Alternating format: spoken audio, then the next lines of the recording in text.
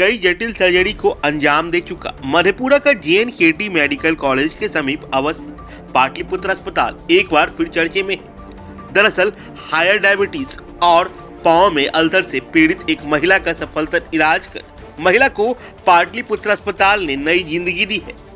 सुपौल के किशनपुर अंतर्गत तुलापट्टी वार्ड 4 निवासी महिला बबीता देवी अनकंट्रोल डायबिटीज से तो पीड़ित थी ही साथ दाहिने पांव में अगरबत्ती से जल जाने के बाद हुए घाव ने विशाल रूप पकड़ लिया था। ऐसे में परिजनों ने इन्हें पटना, दरभंगा, पूर्णिया सहित अन्य शहरों के कई बड़े अस्पतालों में दिखाया, लेकिन कोई फायदा नहीं हुआ। सुनिए क्या बता रही है मरीज और उनके परिजन। दिक्कत डायबिटीज से छै दिक्कत, नाक में मांस बढ़ल रहे, तब दशहरा मेला में अगरबत्ती पाकलिए, ओहिसँ घाव भए गेलै।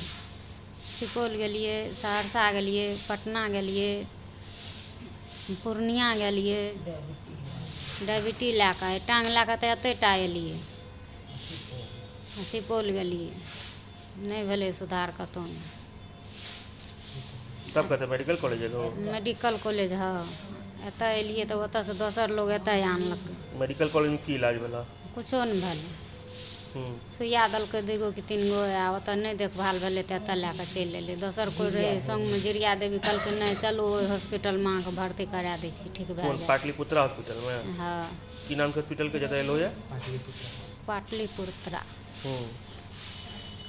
तखनी केहन लागि रहल छै? की सब इलाज भेला ओतऽ?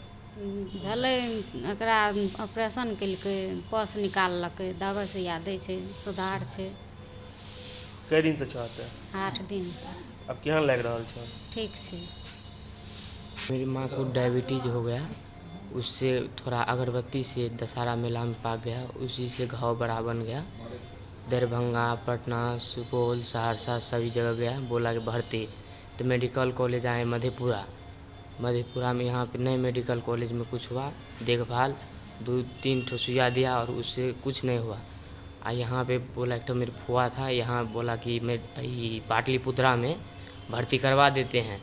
यहाँ पे पूरा देखते हैं, पूरा सुधार है, दवाई उवाई चला, आज 8 दिन हो रहा है, आज सुधार है, बहुत सुधार है। पाटलिपुत्र अस्पताल के निदेशक और प्रसिद्ध सर्जन डॉक्टर संतोष कुमार ने बताया कि आजकल आमतौर पर डायबिटीज हर घर की बीमारी हो गई है। इस महिला को अनकंट्रोल डायबिटीज और डायबिटिक फुट इन्फेक्शन था, जो अल्सर का रूप ले चुका था। हमारी टीम ने इस केस को चुनौती के रूप में लिया। टीम द्वारा इसकी सर्जरी की गई। उन्होंने बताया कि अल्सर अब हीलिंग फॉर्म में आ रहा है, वहीं डायबिटीज भी अब अंडर कंट्रोल है। सुनिए क्या कुछ विस्तार से बता रहे हैं डॉक्टर संतोष कुमार।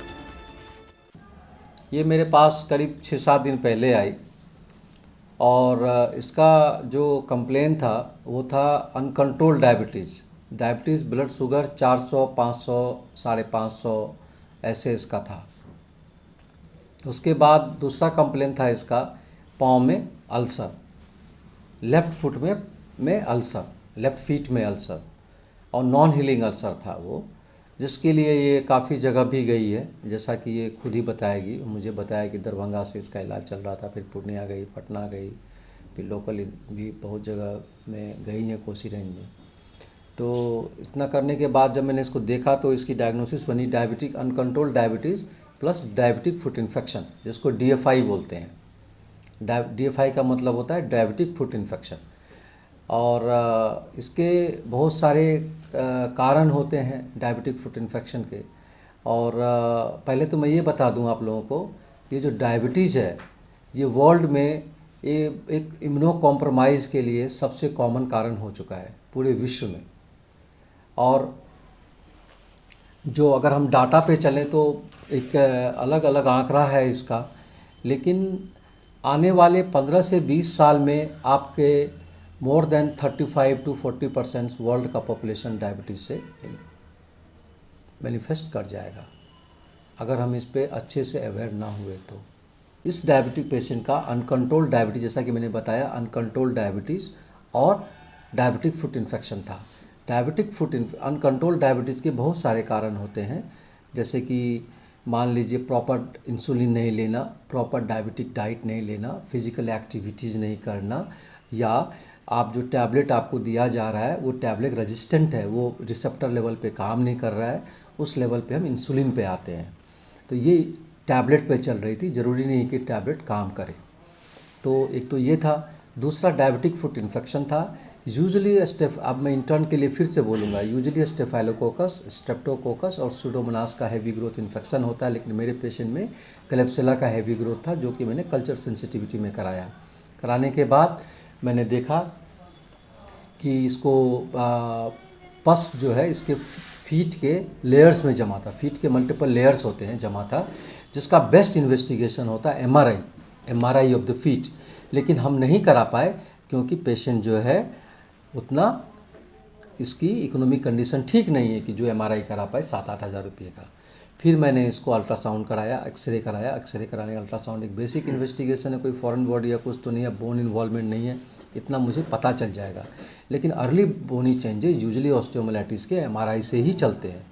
तो मैंने इनका एक्सरे करा के देखा तो बोन हमें नॉर्मल मिला और अल्ट्रासाउंड में कलेक्शन था।